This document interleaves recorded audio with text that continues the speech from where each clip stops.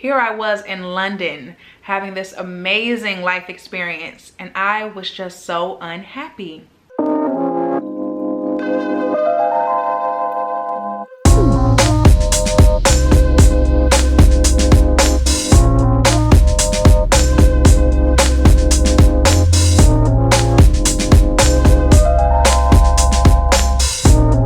Hey guys, it's Paige. Welcome back to my channel.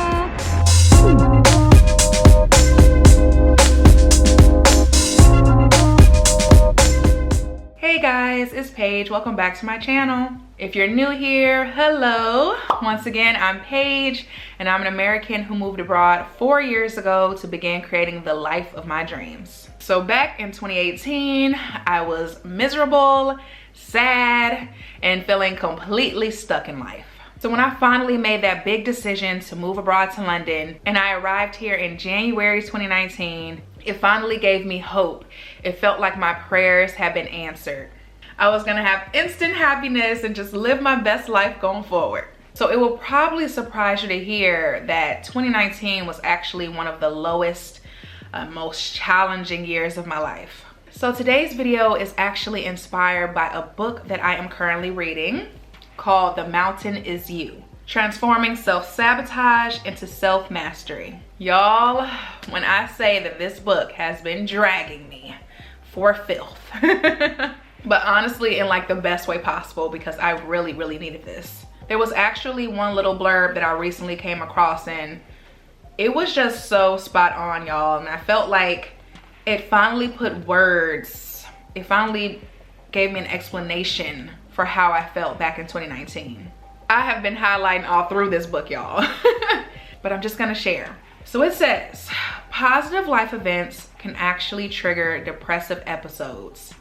This happens for a few reasons. First, a spike and then a decline in mood or attitude can exacerbate stress. Second, the expectation that a positive event will eliminate all stress and bring unprecedented happiness is a destructive one, because the event rarely does that. And it basically just goes on to say that this is why weddings and childbirth and new jobs actually can be very stressful on a person, because essentially you expect it to be this like wholly positive thing, and it's usually not the case. Like I said, when I first moved to London 4 years ago, after finally quitting a job that made me really unhappy, I expected a lot from this move. And when I first moved, it was amazing and my mood did initially spike. And I would say like the first 3 months or so, it was a honeymoon phase. I was on a high until at least April. I was exploring, I was getting settled into the London life, I was meeting all these new people, doing all these fun things. It was great. But then reality started to set in. The honeymoon phase was officially over and my mood started to decline as I came off that high. I became the saddest that I have ever been in my life. Here I was in London having this amazing life experience and I was just so unhappy. Suddenly I was just missing my ex-boyfriend again. I was missing my comfortable old life back in Chicago. Even though I was so miserable back there, it really didn't make any sense. I felt like I was suddenly grieving my old life and it was tough. It was really difficult for me. And the biggest thing was probably that I just felt ungrateful. I can still remember laying in my bed in my student accommodation when I first got here, and I had just uploaded a new Instagram photo of me like smiling at a picnic or something. And one of my followers commented on it and said, "Oh my gosh, I wish that I could have a genuine smile like you. I wish that I could love my life as much as you do." And I just started bawling, y'all, bawling, crying. I felt like a complete fraud. I'm like, here I am documenting my experience online, telling everybody everything is amazing, everything is great, and I am so sad. And not only am I sad, I don't understand why I'm sad. Well, then the book goes on to explain it a little bit more. It talks about something called adjustment shock. Adjustment shock can bring feelings of intense fear. This is because when we attain something we very much care about or have worked toward for a long time, our instinct can be to shield ourselves from the potential loss of it by putting up walls and desensitizing ourselves to the experience. We often resist most deeply the things that we want most. This is because of adjustment shock. Though we don't always know, that's what's causing the resistance. And I didn't know, y'all. I had no idea what was going on with me, but it just makes so much sense now why I was so unhappy at a time where I should have been the happiest that I've ever been in my life. Change elicits stress, and I was dealing with so much change.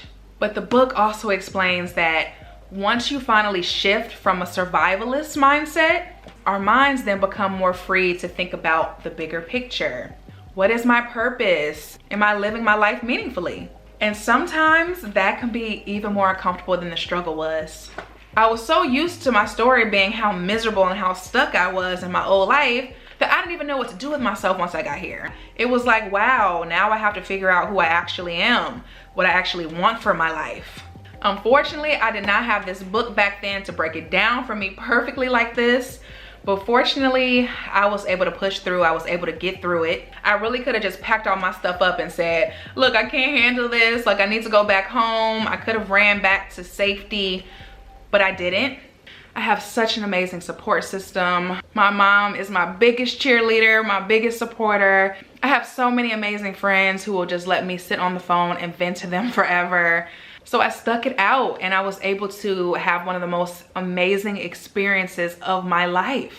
The struggles and challenges that I have faced here have strengthened me and shaped me into the person who I am today. And I wouldn't change a thing, even that very difficult year back in 2019.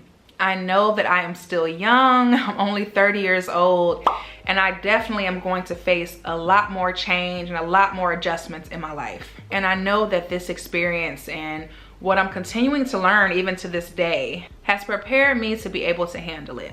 Things, of course, have not been perfect since I got through that time, but I have had way more highs than I have had lows. I just got over another little rough patch, but we're here. And I'm so excited for the future. Change and the unknown is still something your girl is trying to get comfortable with even after all this time. But I can say that I am feeling more optimistic and hopeful about the future than I ever have before.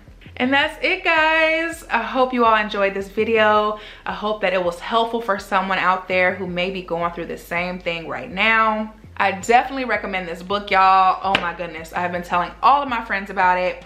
If you want to check it out, I'm going to leave my affiliate link in the description box. Please go ahead and use that link to purchase the book if you choose to. But I do highly, highly recommend. As always, thank you all so much for watching. If you enjoyed today's video, don't forget to give me a thumbs up and hit that subscribe button. And I'll see you all in the next one. Bye.